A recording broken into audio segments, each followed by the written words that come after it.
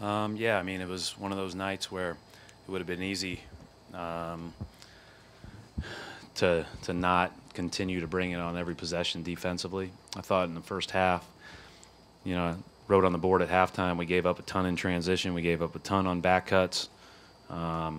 We had 10 turnovers and we shot 30% from the field and we were down 5. So if we slice some of those numbers in half, we'd have a good chance of winning the game. With the exception of the field goal percentage, that probably wouldn't have been a good thing. But I think that ultimately, our guys made just enough plays to win the game against a really good team. And I think we benefited. They missed some shots, some open looks, but I do think we guarded them hard, and at least maybe that has a cumulative effect at the end of the game. Coach, can you just touch on what Jaylen Brown was able to do tonight and just how locked in he was?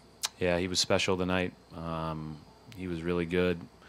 As Abby said on TV just now, he played really inspired. Brad, you guys held the Warriors to season low 88 points. Just what changed for you guys after that first quarter, and what was the key to just ruining them?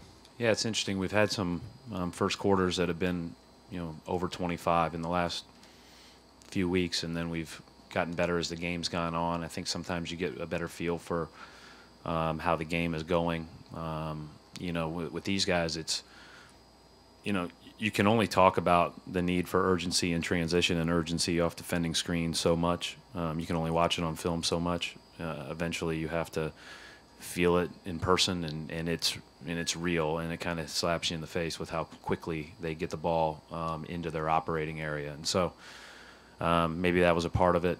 And then we were fortunate again. I thought we made enough plays, but our offense was not very good, but I guess good enough.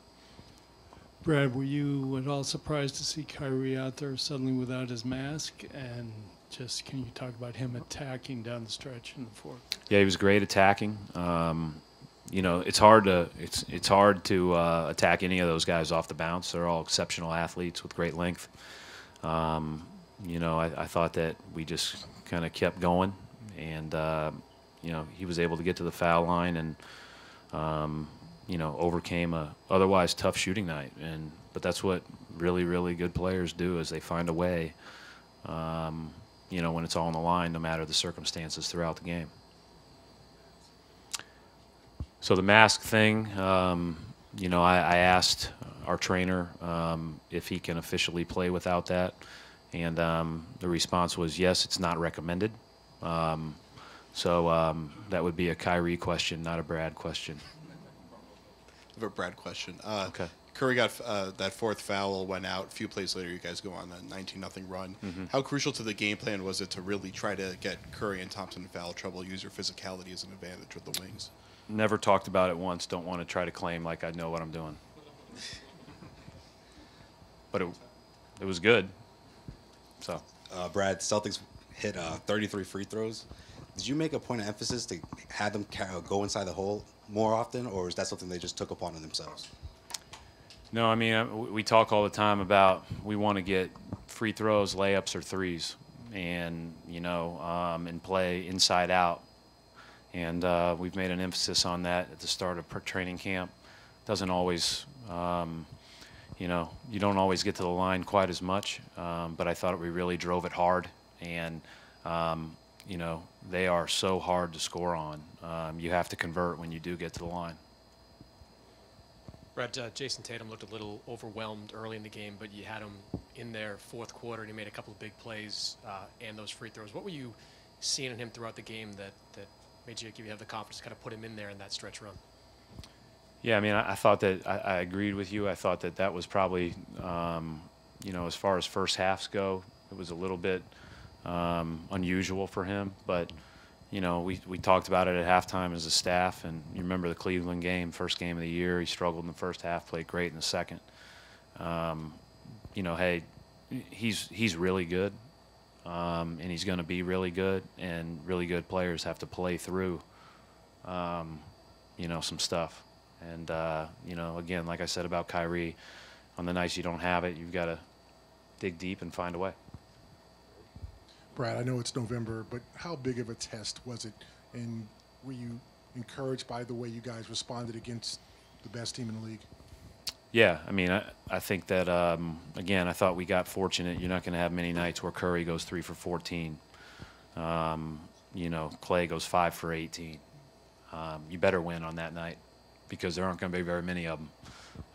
But our guys are locked in and really trying. Again, we can play some pretty ugly basketball at times, but, I do think that we're competing, which is really good. Brad, building off that a little bit, I mean, you'd won 13 straight, but none of them were the Warriors. What does this do for maybe the psyche, the confidence of a young group?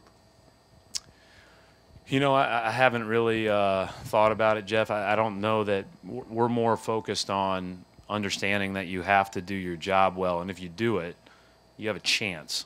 We had a number of plays in the first half and even in the second where we could go back and we need to correct. But if you always do it, then you have a chance to win that possession. If you have a chance to win that possession, you have a chance to win the game. And so that's kind of the way we approach it. I don't know from a psyche or confidence standpoint, this league will humble you pretty quickly. So there's a fine line between confidence and arrogance. And so we just have to keep preparing the right way.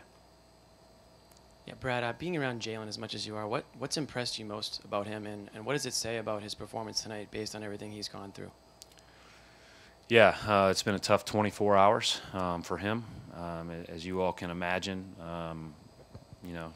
Very similar meetings and talking points that I had with Isaiah last year today. Didn't know if he was going to play, but made the decision to play, and I think wanted to, like Isaiah, use it as a distraction. And so he went out there and played, and he was really, really good. But he also, as far as what's impressive is just he comes to work every day, and it's regardless of how it went. He comes to work and he works the right way. Brad, how nice was it just to have Gordon back on the bench, and do you think that gave guys a little bit of a lift just having him around?